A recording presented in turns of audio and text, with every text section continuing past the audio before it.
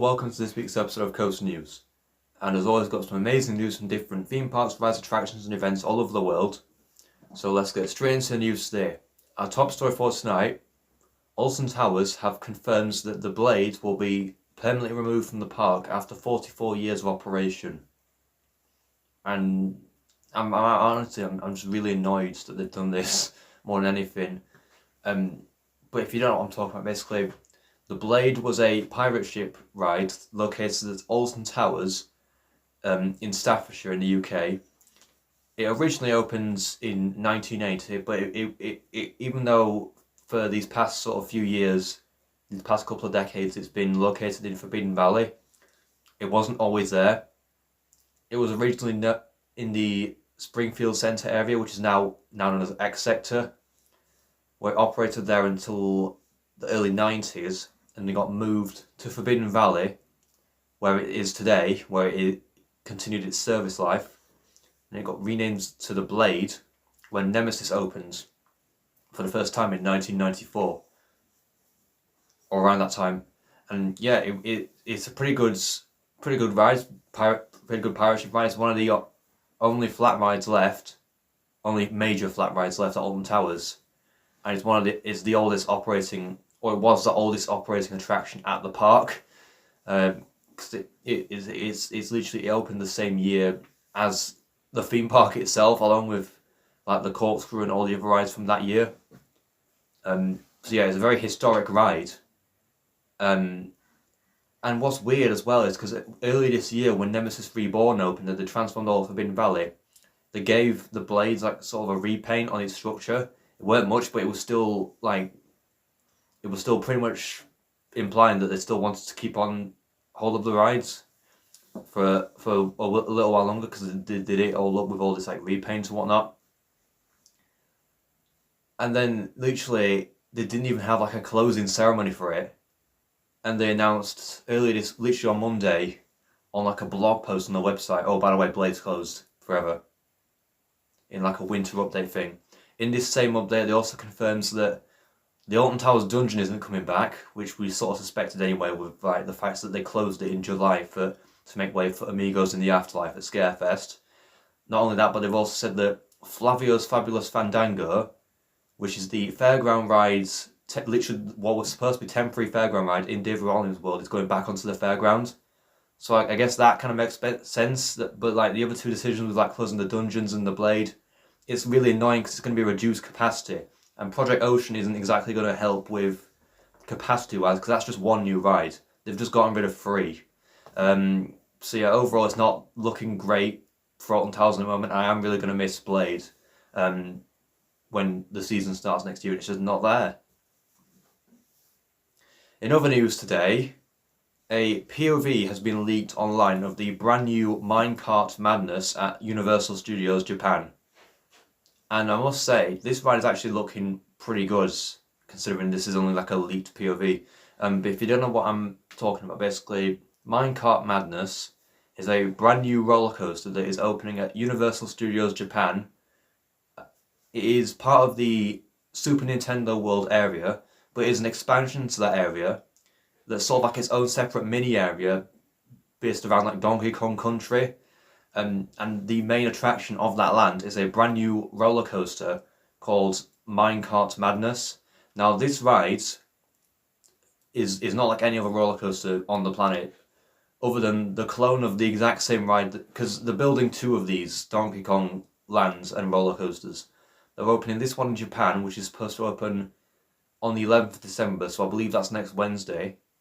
Correct me if I'm wrong, but it's listed on RCDB as opening next Wednesday. As well as the Donkey Kong roller coaster Minecart Madness of the same name, that's opening as part of Super Nintendo World in the brand new Epic Universe theme park, which is opening on the 22nd of May 2025. And this ride, like I said a minute ago, this ride is not like any other roller coaster that has been built so far. It's a brand new patent that Universal filed for a few years ago, called a boom coaster. And so what that means is, let's imagine the track is here, and the roller coaster is actually raised like way high above the track, like about 3 feet off the track or so. So in between the track, like the real track, and the train is like a false track. So they can create the illusion of the roller coaster jumping over like rails and whatnot. And so that's what this ride does. There are parts of the ride where it looks like you're going on like a rail and it comes to an end and then it looks like it jumps over, which will look like a pretty cool effect. Both off-ride, on and on-ride is going to look really cool. In terms of like the ride experience, it doesn't look too thrilling. It looks, some parts of it look more like a dark ride than anything, but it does look heavily themed, and that's what stands out for me. The heavy theming on this thing. But yeah, it's actually looking awesome. It's going to open next. It's also got quite a long layout as well, and overall it's looking really well done. So yeah, it's going to open, I believe it's next Wednesday. And yeah, hopefully it should be an opening ceremony for it. I cannot wait for this brand new ride to open. Also in the news today, Thorpe Park will be holding a memorabilia auction from the 9th to the 16th of December this year. And I don't think anyone saw this coming. This is actually really good what they're doing. But if you don't know what I'm talking about, basically Thorpe Park is an amusement park located in Surrey in England. It is one of the main theme parks under the Merlin Entertainment's portfolio, and one of the main three in the UK, or main four in the UK, with the other ones being Alton Towers, which is their Merlin's flagship park, as well as Chessington World of Adventures, which isn't far from Thorpe Park, and Legoland Windsor.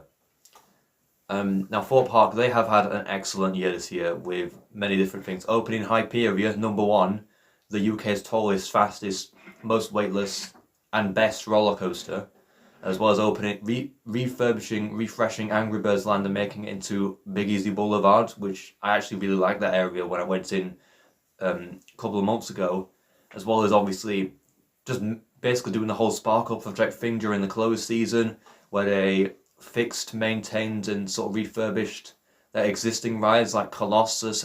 Colossus probably had the best refurb out of all the rides at the park during the closed season, because it had the massive repaint, all like new, fixed all the theming and repainted everything, and obviously this continued with their retrack project.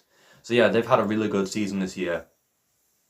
But what they've announced, basically, they've announced that they're going to be doing a memorabilia auction starting from the 9th of December, so that's next Monday, until the 16th, so the Monday after. And what they'll be doing is they'll be auctioning off old rides, basically old ride memorabilia.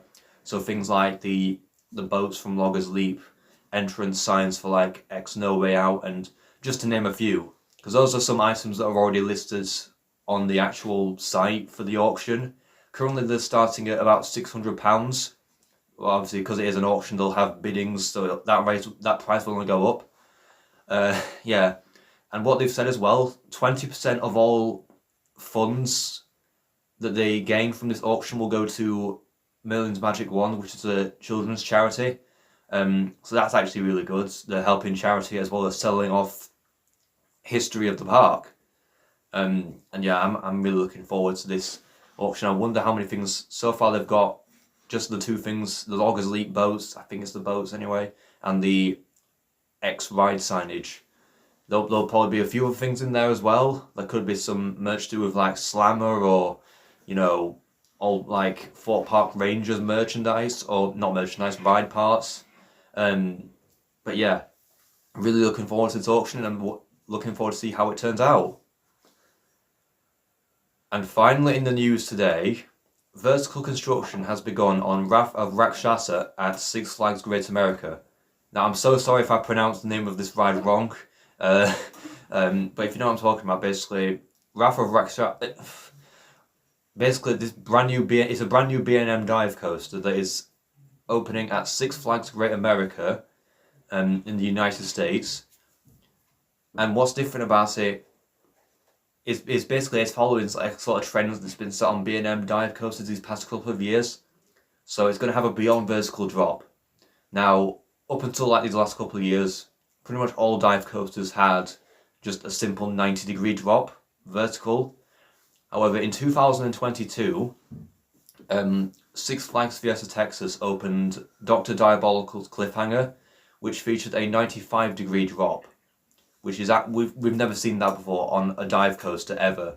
That was absolutely crazy. Basically, it sent shivers down the community because we've never seen a beyond vertical drop on a B&M coaster at all, much less a dive coaster. And since then, after Dr. Diabolical's Cliffhangers opens, Iron Menace at Dorney Park opened, which also featured a 95-degree drop. And next year, Six Flags Great America opening Wrath of Rakshasa, which has a 96-degree drop. It's going to be 180 feet tall. And yeah, the layout, it honestly, it looks really amazing. It's going to be great on the park skyline with all their other attractions. But recently, literally earlier this week, in fact, I'm pretty sure a few days ago, vertical construction started. With it was just like one support column, and then it turned into like some track pieces held up by a few support columns. So hopefully it shouldn't take too long to set up. But I'm thinking this is going to be like the same, because if you've seen like Six Flags and now Cedar Fair, because Six Flags and Cedar Fair merged earlier this year, so it'll be the same for all of them, all 42 of those parks. They always start construction really late on their new rides. So like they'll say, imagine they announce a brand new roller coaster at Magic Mountain, for example, it's opening in 2025.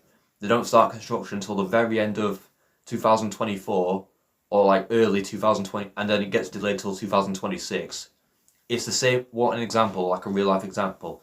Flash Vertical Velocity at Six Flags Great Adventure was supposed to open this year, and it's only started testing like these past couple of weeks, and it's been delayed until next year. But either way, hopefully it shouldn't be too long until Wrath of Rakshasa opens at Six Flags Great America, and I cannot wait to see what it looks like when it's fully done. So that is it for this week's episode of Coaster News. I hope you've enjoyed it, and if you did, then please make sure to like and subscribe, and comment what you would like to see in the next video. Goodbye.